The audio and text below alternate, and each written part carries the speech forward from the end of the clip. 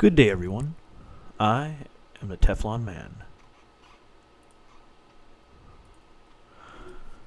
Today's segment is going to be addressed between 2010 August to 2011. 2011 was an absolute monstrous year.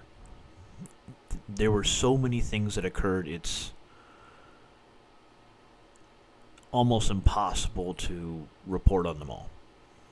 So what I'm going to do is I'm going to break it into 2-month videos, because I looked over 2011 and it would take honestly about 2 hours just to go through that. I'm nowhere near man enough to do that. So without further ado, August 2010. A fairly boring month, you know. The IRS distributes its first true list of Be on the Lookout to its examiners nationwide. The criteria on the Be on the Lookout list were specifically targeting Tea Party organizations applying for Section 501c3 or 501c4 tax-exempt status. Also, in August, Robert Mueller's rape allegations first surface. Wow, it's just like everybody in Washington. They're all rapists, right? September 2010. Internal email entitled Obama Leak Investigations at Global Intelligence Company staffer claims Obama then White House advisor John Brennan is targeting journalists. Brennan is behind, these are quotes, Brennan is behind the witch hunts of investigative journalists learning information from inside the Beltway sources, writes one Stratfor official to another. The email continues, note, there's a specific tasker from the White House to go after anyone printing materials negative to the Obama agenda. Even the FBI is shocked. The Wonder Boys must be in meltdown mode. The Wonder Boys refers to the National Security Agency, the NSA. So, break this down, folks. John Brennan is targeting investigative journalists, people who are actually trying to do their job. So, everybody wondered why, during the Obama administration, the press was so very quiet. They were almost like mice. Why? Why do you think that was? Well, because John Brennan would go after you. He would go after anyone who was printing materials negative to the Barack Obama agenda. Now, that really makes you wonder. Again, I go back to Obama's view on the First Amendment. Not a particularly good one. October 2010. The IRS apparently considered political speech by non-profit groups to be so troublesome that it illegally assisted federal law enforcement officials in assembling a massive database of the unlawful political speech of thousands of American citizens week before the 2010 midterm elections, using confidential taxpayer information. Let me break that down for you. The IRS. Why would the IRS care about free speech? No. They deliberately targeted thousands of Americans, citizens, right before the 2010 midterm elections. And these citizens from America, in America, were pretty much all conservatives. There were a couple independents and there were a couple otherwise, but for the most part, they were all conservatives, and this was a fairly well-recognized event. October 6th, Office of the Intelligence Policy and Review handled applications for secret surveillance warrants in intelligence investigations. We were separate in almost every way, said George Z.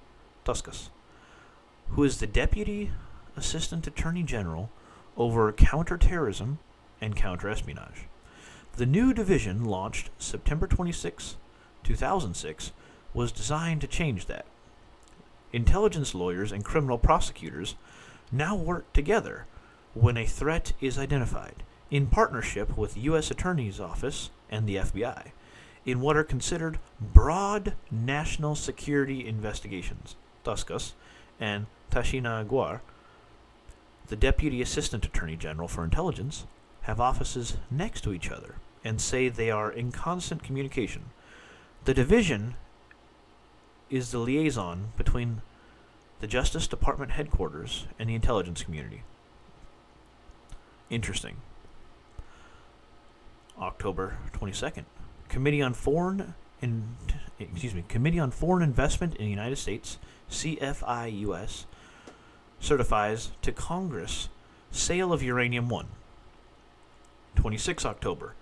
In a campaign speech, Obama promises to punish our enemies and reward our friends. Well, seemed like a lot of Obama's were just American citizens. November 2010. 2nd November. Republicans sweep midterms. GOP gained 63 seats in the House and took control, the largest for any midterm election since 1983 in the Great Depression. All 63 seats came from wins over Democrats who voted on a straight party line for Obamacare. Well, America doesn't want universal health care because it kind of sucks. I'm a veteran, and I have socialized health care, and I have to wait 10 weeks for an appointment to get, anything done, really. Why would anyone want to be a part of that? It's better to pay a couple $100 a month like I do for my wife, and at least she can be seen the next day. November 7th. The Italian Prime Minister, Silvio Berlusconi, targeted in a number of press and news articles alleging deviant sex lifestyle. So many of these politicians are sexual deviants. It's rather interesting. 23rd November. Hillary Clinton suggests murdering Julian Assange. I am extraordinarily happy that man is still alive. He has the balls to oppose the most powerful people on the face of the planet, and he's willing to suffer the consequences. 28 November. WikiLeaks begins publishing classified information from Bradley Manning, revealing, among other matters, that the United States is extensively spying on the United Nations. Why? There are bros, right? December 2010. 14th December. U.S. Border Patrol agent Brian Terry and others were patrolling Peck Canyon, Santa Cruz County, Arizona, 11 miles from the Mexican border. The group came across 5 suspected illegal immigrants. When they fired non-lethal beanbag guns, the suspect responded with live fire. Agent Terry was killed. 4 of the other suspects were apprehended with 2 AK-47 type weapons. So just 2 assault rifle weapons. The Eric Holder's office was immediately notified of the shooting incident by email. The weapons were traced within hours to a purchase involved in Fast and Furious operation. So now we have Americans being killed by Obama's incompetency. All right, moving on. From here, we're going to have 2011, which I will begin in the next segment. Have a wonderful day. You are all amazing people. Like, share, and subscribe.